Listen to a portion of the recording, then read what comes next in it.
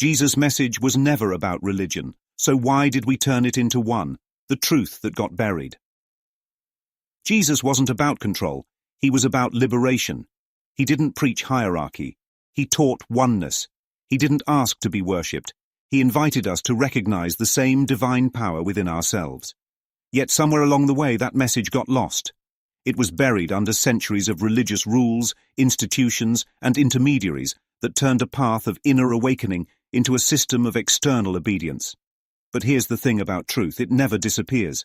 It just waits to be rediscovered. Today we're unpacking the real message Jesus taught and asking the questions that reveal just how far we've strayed from it. If Jesus wasn't about control but liberation, how did we end up with so many religious rules? Jesus spoke of direct connection with God, but religion inserted itself as the middleman. He told people they were already one with the divine. That kind of radical empowerment is dangerous to institutions built on control. So instead of teaching self-realization, religious systems created dependence. Instead of pointing people inward, they directed them toward rituals, laws, and hierarchy. The message wasn't just lost in translation, it was rebranded to serve those in power.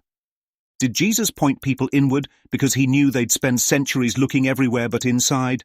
It's almost prophetic. Jesus said, "The kingdom of God is within you."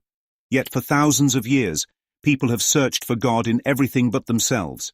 They build grand churches, memorize doctrine, and follow religious figures.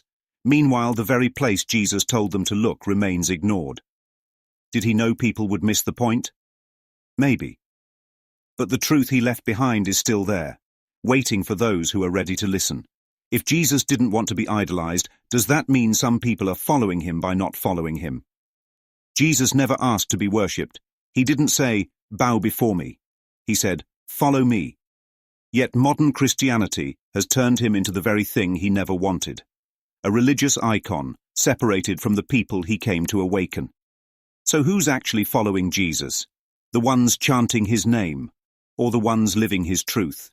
Because if his message was about finding God within, then maybe the real followers are those who seek truth without needing to glorify him.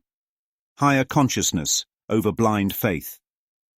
Was Jesus more about self-realization than Sunday services?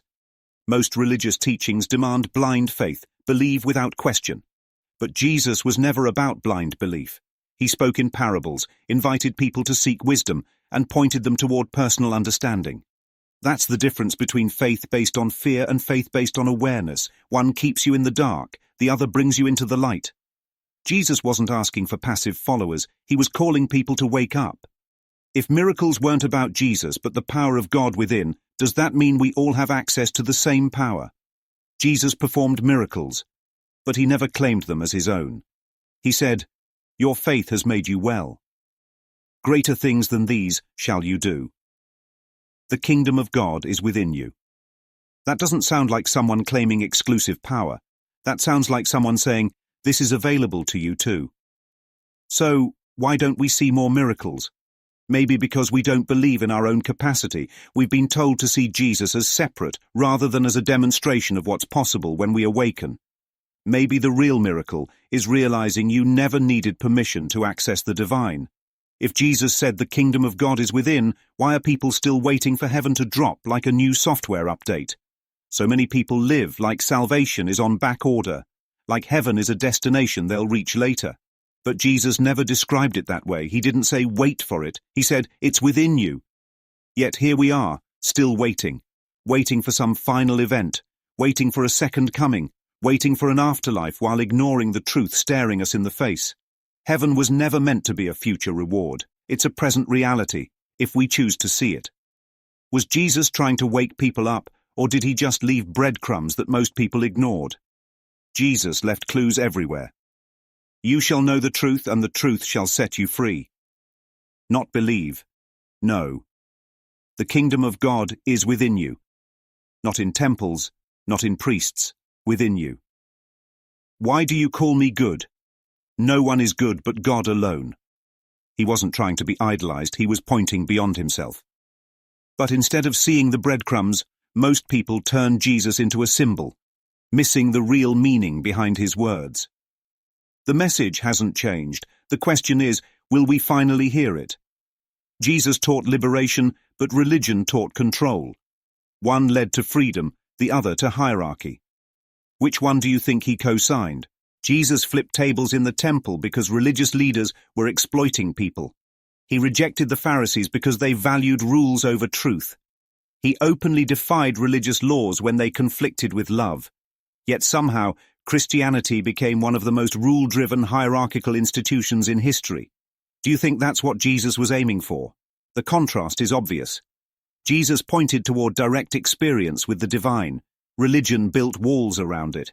So if we want to honor Jesus' message, maybe it's time to stop following religion and start following truth.